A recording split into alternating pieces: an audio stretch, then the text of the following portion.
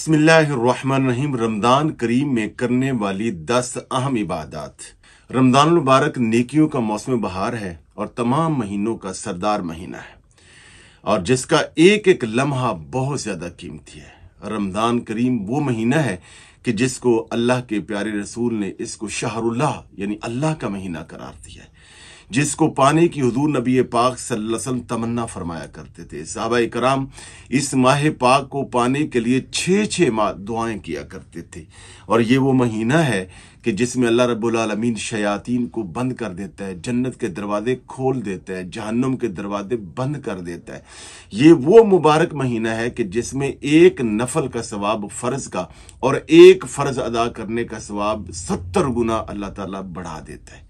लिहाजा इसके अंदर कुछ ऐसी इबादत हैं कि जो साल के किसी और महीने में हमें वो नसीब नहीं हो सकती, वो सिर्फ माह पाक रमजान शरीफ में ही मिल सकती हैं। और अल्लाह के प्यारे रसूल ने कुछ इबादत के हवाले से बाकायदा तरगीब दिलाई है। तो आज मैं आपको नबी अलैहिस्सलाम की सुन्नत की रोशनी में, सहाबा इकराम के तरीके की रोशनी में और बहुत सारे औलिया कामिलीन के मामूलात की रोशनी में आपको 10 ऐसी इबादत आपको मैं बताता हूं कि अगर वो इंशाल्लाह आपने कर ली तो अल्लाह ताला की मेहरबानी से आपका रमज़ान मुबारक बहुत ज़्यादा मुफीद हो जाएगा, बेपनाह आपको बरकत मिलेगी, बहुत ज़्यादा सादतें नसीब होंगी और अल्लाह ताला आपके मामलात में, रिज़्क में बहुत ज़्यादा फरावानी अता फरमाएगा। दुनिया और आखिरत की नेमतें इंशाल्लाह और बरकत आपको नसीब होगी। और आज की इस वीडियो के आखिर में आपको इंशाल्लाह जो बहुत साल से हम एक वजीफा कर रहे हैं और जो हमें हमारे असातिज़ा ने बताया, अकाबिर ने बताया, वो इंशाल्लाह मैं आपको बताऊंगा। उससे आपको बहुत ज़्यादा इंशाल्लाह फ़ायदा भी होगा। नंबर 1, इनमें जो करने वाली चीज़ें हैं 10, उनमें से सबसे पहले नंबर पर जिसका आपने इसमें पूरा एहतमाम करना है वो है तहज्जुद की नमाज। तहज्जुद की नमाज वो है कि जो तमाम नबियों ने पढ़ी, तमाम वलियों ने पढ़ी और रसूलों पर तो ये फ़र्ज थी। और ये तहज्जुद की नमाज जो सहरी टाइम पढ़ी जाती है, नबी अलैहिस्सलाम ने इरशाद फरमाया कि हर रोज़ सहरी के वक़्त अल्लाह जल्ल शानु की रहमत आसमान दुनिया पे तशरीफ़ लाकर आवाज़ देती है कोई बीमारी से शिफा मांगने वाला कि उसको शिफा दे दी जाए, है कोई रिज़्क में इजाफा मांगने वाला कि उसके रिज़्क में बरकत दे दी जाए। यानी ये आवाज़ा तुलुए फजर तक आता रहता है। यानी अल्लाह की रहमत बंदों को नवाजने के लिए पुकारती है। फर्ज नमाज के बाद जो सबसे अजीमुशान और फजीलत वाली बरकत वाली नमाज है वो तहज्जुद की नमाज है। और तहज्जुद की नमाज माह रमज़ान शरीफ में पढ़ना बहुत ज़्यादा आसान है।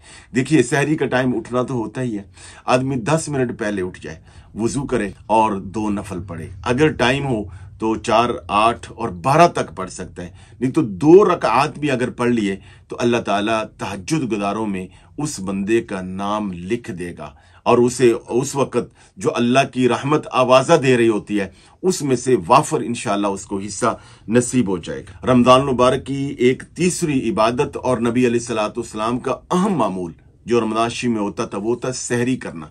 यानी सुबह रोज़ा रखने के लिए सहरी करना, उसमें सहरी की दुआ करना और कुछ ना कुछ खाना और पीना। और नबी अलैहिस्सलाम ने इरशाद फरमाया कि अल्लाह ताला ने सहरी में बहुत ज़्यादा बरकत रख दी है। यानी सहरी का खाना खाना सिर्फ पेट ही नहीं भरता बल्कि आदमी को बहुत सारी बरकत से नवाजा जाता है। लिहाजा सहरी ज़रूर करें। बहुत सारे लोग जो है हमारे यहाँ वो सहरी नहीं करते, रातों को लेट तक खाते रहते हैं या जागते रहते हैं, फिर सहरी से पहले सो जाते हैं और वो समझते हैं कि जी हमें तो भूख ही नहीं लगती, हमें खाने की ज़रूरत है। नहीं, आपने अपनी ज़रूरत को नहीं देखना, आपने सुन्नत मुस्तफ़ा को देखना है। सहरी ज़रूर करें, चाहे 1 घूंट पानी पिएं या 1 खजूर खाएं, क्योंकि अल्लाह के पाक पैगंबर की ये मुबारक सुन्नत है, सहाबाई कराम की सुन्नत है। और नंबर 4 रमज़ान करीम की जो अहम तरीन इबादत है वो है रोज़ा।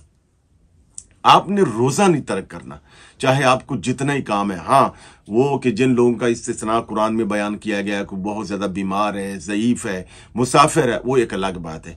मगर आप काम की वजह से, अपनी मसरूफियत की वजह से या अपनी तबीयत की सुस्ती की वजह से रमज़ान करीम का रोज़ा न छोड़ें हर सूरत। देखिए, रमज़ान शरीफ का रोज़ा ऐसी इबादत है कि जो सिर्फ हमें ये फ़र्ज रोज़ा माह रमज़ान में ही मिलता है, पूरे साल में हमें ये रोज़ा नहीं मिल सकता। नबी अलैहिस्सलाम ने इरशाद फरमाया जिसने रमज़ान करीम का रोज़ा जानबूझकर छोड़ा یہ اتنا بڑا نقصان ہے کہ اگر وہ ساری زندگی روزے رکھ کر اس خسارے کو پورا کرنا چاہے تو یہ پورا نہیں ہو سکتا۔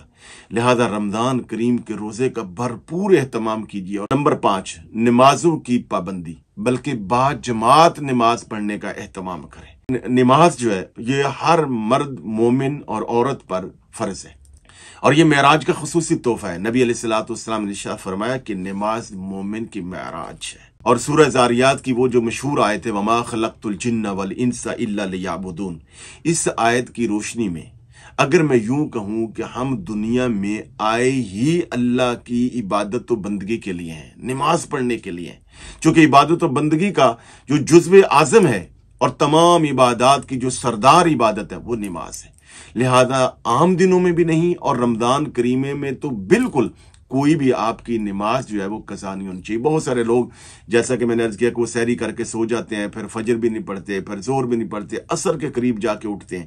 نہیں، بر وقت اور اہتمام کے ساتھ باجماعت نمازیں پڑھنے کا اہتمام کریں۔ جو بندہ جان بوجھ کر رمضان شریف میں نمازوں سے سستی کرتا ہے اس کے روزے کی نورانیت کم ہو جاتی ہے، لہذا کوشش کریں کہ نمازوں میں اہتمام کے ساتھ باجماعت جو ہے وہ شرکت کریں۔ نمبر 6 پہ جو رمضان شریف میں کرنے والی ایک اہم عبادت ہے وہ ہے نماز تراویح۔ نبی علیہ الصلوۃ والسلام نے ارشاد فرمایا کہ رمضان کریم میں اللہ تعالیٰ نے تم پر دن کا روزہ فرض کیا ہے اور رات کا قیام اللہ تعالیٰ نے تمہارے لیے رکھا ہے۔ یعنی اگر رات کا قیام کیا ہے، آپ نماز عشاء بھی پڑھیں، نماز تراویح بھی اور یہ جو رات کا قیام ہے وہ کیا ہے، نوافل بھی ہو سکتے ہیں اور یہ نماز تراویح بھی ہے۔ اب نماز تراویح جو ہے یہ اس میں پھر قرآن مجید کا سننا، سبحان اللہ، اور نماز تراویح کو میں روح کا شاور قرار دیتا ہوں۔ گویا گھنٹہ سوا گھنٹہ جو ہم تراویح پڑھتے ہیں، 20 رکعت جو ہیں پڑھتے ہیں، تو اس میں جو قرآن مجید سنتے ہیں گویا ہم قرآن کے سائے میں ہوتے ہیں۔ نبی علیہ الصلوۃ والسلام نے 3 دن نماز تراویح پڑھی، پھر 15 ہجری میں حضرت سیدنا عمر فاروق رضی اللہ تعالیٰ عنہ نے صحابہ اکرام کو باقاعدہ باجماعت نماز تراویح پڑھنے کی ہدایات جاری کی، اور تب سے لے کر آج تک امت کا یہ معمول رہا ہے۔ عورتیں جو ہے وہ تراویح کے حوالے سے بہت سستی سے کام لیتی ہیں، وہ یہ سمجھتی ہیں کہ شاید یہ مردوں کے لیے ہے۔ نہیں، یہ جو تراویح کی نماز ہے یہ سنت مؤکدہ ہے، مردوں کے لیے بھی اور عورتوں کے لیے بھی۔ ہاں، وہ گھر کے اندر پڑھ لیں، بے شک چھوٹی صورتوں کے ساتھ پڑھ لیں، مگر اس کے پڑھنے کا اہتمام ضرور کریں۔ یہ رات کا قیام ہے، حدیث پاک میں ہے کہ نبی علیہ الصلوۃ والسلام نے ارشاد فرمایا جس نے رمضان کریم کی راتوں کو قیام کیا، یعنی نماز کی صورت میں، تراویح کی صورت میں، نوافل کی صورت میں، اللہ تعالیٰ اس کے سارے گناہ معاف کر دیتا ہے اور گناہوں سے اس کو ایسے پاک کر دیتا ہے جیسے آج اس کی ماں نے اس کو جنا ہو۔ نمبر 7، 4 چیزیں ایسی ہیں جو نبی علیہ الصلوۃ والسلام نے خود امت کو بیان فرمایا ان کی کثرت کرو۔ نمبر 1، اللہ تعالیٰ سے خوب جنت کی دعا مانگو اور اللہ تعالیٰ سے خوب جہنم کی پناہ مانگو۔ اور نمبر 3، حضور نے فرمایا کثرت کے ساتھ کلمہ طیبہ پڑھو اور کثرت کے ساتھ استغفار کرو، کم از کم 1000 مرتبہ کلمہ طیبہ اور 1000 مرتبہ استغفار پڑھنے کا معمول بنانا چاہیے۔ اور سورہ نور میں ہے کہ جو بندے کثرت سے استغفار کرتے ہیں، توبہ کرتے ہیں، اللہ جل شانہ فرماتے ہیں فَقُلْتُ اسْتَغْفِرُوا رَبَّكُمْ إِنَّهُ كَانَ غَفَّارًا يُرْسِلِ السَّمَاءَ عَلَيْكُمْ مِدْرَارًا وَيُمْدِدْكُمْ بِأَمْوَالٍ وَبَنِينَ وَيَجْعَلْ لَكُمْ جَنَّاتٍ وَيَجْعَلْ لَكُمْ أَنْهَارًا۔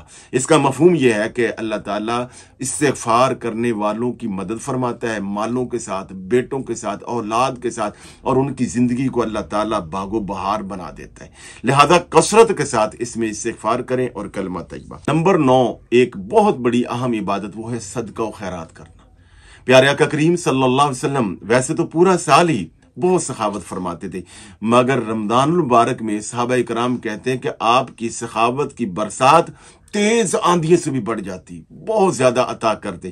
لہذا آپ بھی کوشش کریں اپنے ہمسایوں میں، پڑوسیوں میں، رشتہ داروں میں، اپنے گاؤں میں، محلے میں اگر کوئی ضرورت مند ہے اس کو راشن ڈلوا دیں، سحری افطاری کا اہتمام کر دیں، کچھ نہ کچھ صدقہ و خیرات کریں۔ اور بالخصوص جو صدقہ فطر ہے وہ تو ہر صورت آپ ادا کریں، اور صدقہ فطر کے حوالے سے ویڈیو بھی ہمارے چینل پہ موجود ہے، تو آپ کو انشاءاللہ تراویح کے حوالے سے بھی موجود ہے، اگر آپ سرچ کریں گے تو آپ کو اس حوالے سے بھی رہنمائی مل جائے گی۔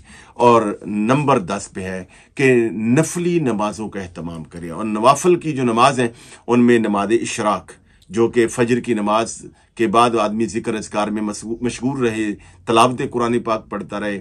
اور ویسے بھی رمضان شریف میں یہ بھی ایک اہم عبادت ہے کہ کثرت سے تلاوت قرآن مجید اور بڑے اہتمام کے ساتھ، بڑے اچھے لہجے کے ساتھ، ترتیل کے ساتھ، ٹھہر ٹھہر کر اور اچھی آواز کے ساتھ قرآن مجید کی تلاوت اس ماہ پاک میں کرنی چاہیے۔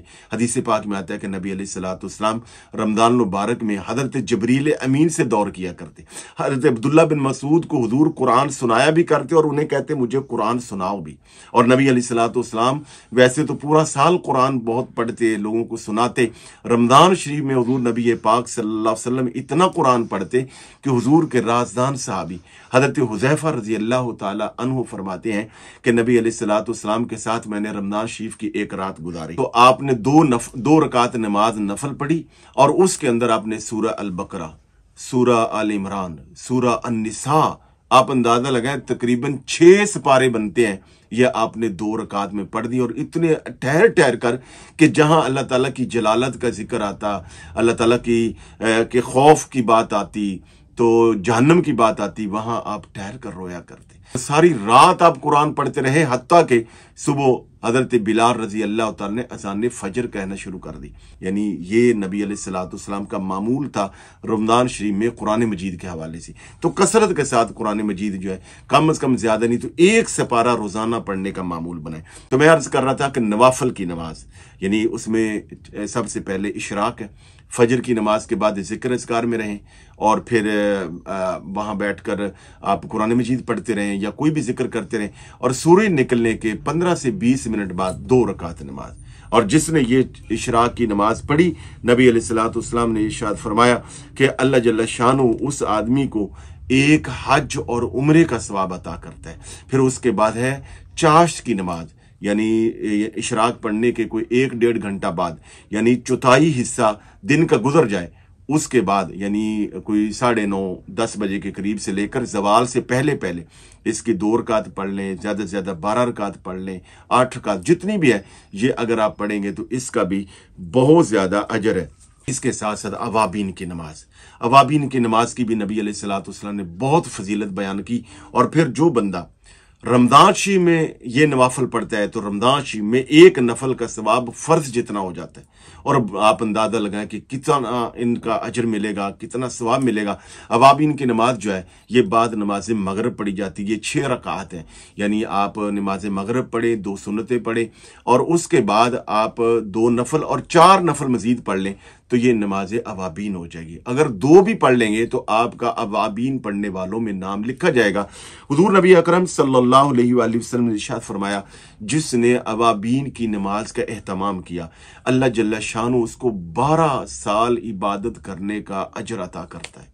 سبحان اللہ، یہ تو عام دنوں میں ہے، رمضان شریف میں اجر کتنا بڑھ جائے گا۔ آئیے اب میں آپ کو وہ وظیفہ بتاتا ہوں کہ جس سے آپ کے معاملات میں، کاروبار میں، رزق میں بہت زیادہ برکت آئے گی۔